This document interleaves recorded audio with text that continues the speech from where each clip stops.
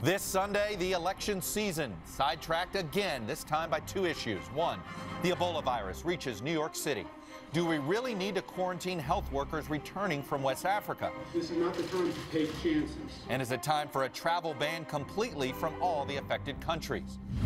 And two, the homegrown terror threat. Another lone wolf attack, this time in Canada's Parliament, and that brutal hatchet assault on police officers in New York.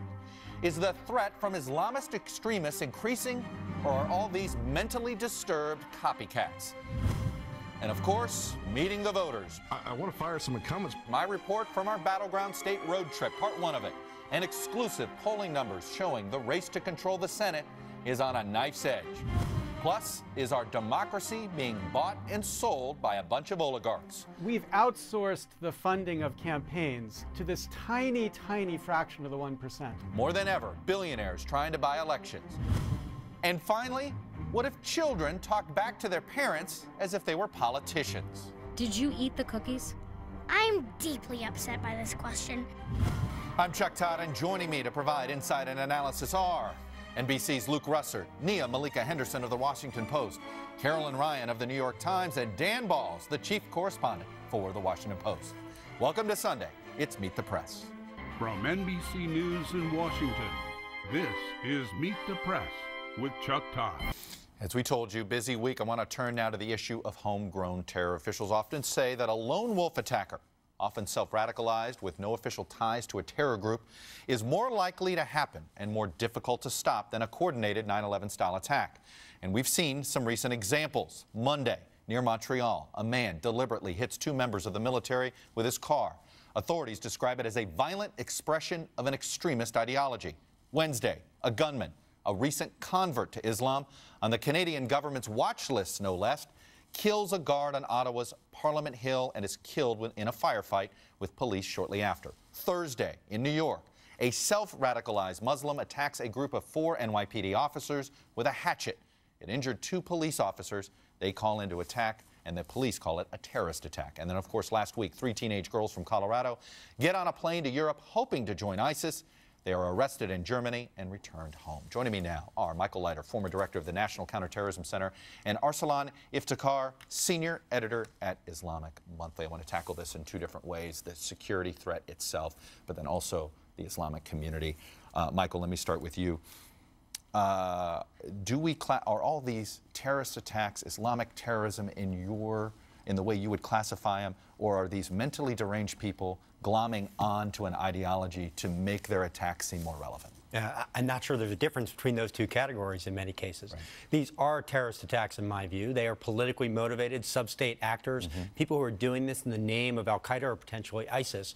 But in many cases, with many terrorists we've seen in the past, these individuals are ones who have had a crisis in their life, who are mentally ill, and they attach themselves to some ideology. In this case, that ideology is being driven to them, and this is, to me, terrorist attack. So how do you deal with it? How do you stop it? Is this more surveillance? I mean, look, conspiracies, you guys are good at breaking up, because once one person talks to somebody, you got them. It's what we built up over the past 10 years. Right. It's great that you just talked with Anthony Fauci, because it's the same sort of thing.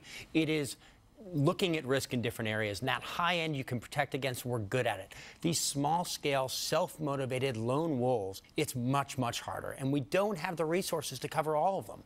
And what we have to do is mitigate it the best we can, but also not overreact, because this isn't, in the scheme of risks that we see as a society, this isn't really a life and death matter for the entire nation. Arsalan, what is the role of the American Muslim community in this? Because there are clearly some people that are self-radicalizing coming in. Maybe they're newcomers into the Islamic communities. Maybe it's in a Dearborn, wherever it's happening. What's the role of the leadership in these Islamic communities to identify perhaps people that are joining, converting, but not for the right reasons? Well, Chuck, I think it's important to keep in mind when you're talking about groups like ISIS that we're not talking about the X-Men or the Transformers here. We're not dealing with Wolverines or Optimus Primes. Essentially, we're dealing with loner idiots who are sitting in their tighty-whities in their mother's basement playing Call of Duty on their Xbox 4, who are disenfranchised, disengaged from the rest of the community. I mean, if you look at Michael Leiter, the shooter in Ottawa, he was actually thrown out of a mosque in British Columbia, similar to the Boston Marathon bombing suspects who were once thrown out of a Boston mosque. So in terms of community policing, the Muslim community in the United States and Canada has done a remarkable job, and I agree with Michael that, you know, a lot of what we're going to see are these self-radicalized loners, what a lot of counterterrorism experts refer to as the new jihadi cool, right? Not part of a centralized terrorist organization going on YouTube, Facebook, Twitter. I would bet all the money in my pocket that ISIS had never heard of Michael Leiter. No, I understand that. So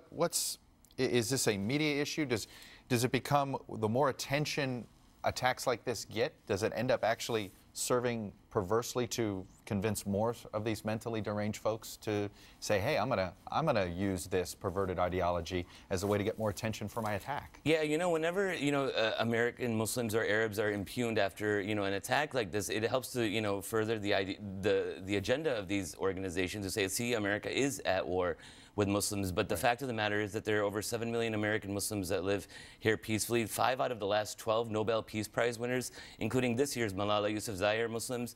And so, you know, sadly, when you look at the narrative media-wise in terms of Muslims, it's always this negative, extremist, violent meta-narrative that we're dealing with, and that's what we have to push back against. Michael, the social media issue. You guys have monitored it. It's been a helpful tool to you on surveillance. Now it's a recruitment tool in some form or another. What is the best way to deal with it? Well, I think this is the biggest change between ISIS and previous elements of Al-Qaeda. Al-Qaeda wasn't a social media thing. They weren't. As much. ISIS is using social media and it is going after jihadi cool. And what we have to do now is counter that message using social media just as effectively. And that's not something the U.S. government over the past 10 years has been particularly good at. So we have to monitor, we have to engage, and the partnerships between state and local officials and Muslim communities really have to change from what we've done over the past 10 years. What's a change? What's something that changes that he's just advocating for? It's all about building trust, right? You know, there's been a lot of surveillance, whether it's FBI, whether it's other agencies in the American Muslim communities, putting confidential. There's a little distrust, right? There is a lot of distrust, and so again, to build that trust, letting people know that community policing is a sacrosanct part of American law enforcement, and that the Muslim community is part of the problem, part of the solution, not the problem. Do we have enough Muslim FBI agents? We don't have enough Muslim FBI agents. We don't have enough FBI agents who understand Islam. And we don't have enough people in government who are doing counterterrorism who understand 15 to 29-year-olds. They're disengaged in voting. They're disengaged in everything. This is also the group which is likely to be most violent. It can't just be Nancy Reagan with say no to drugs. It has to be deep engagement with that demographic. Well, Michael Leiter, Arsalan Iftikhar, thank you both. Give us a lot to think about. Appreciate it.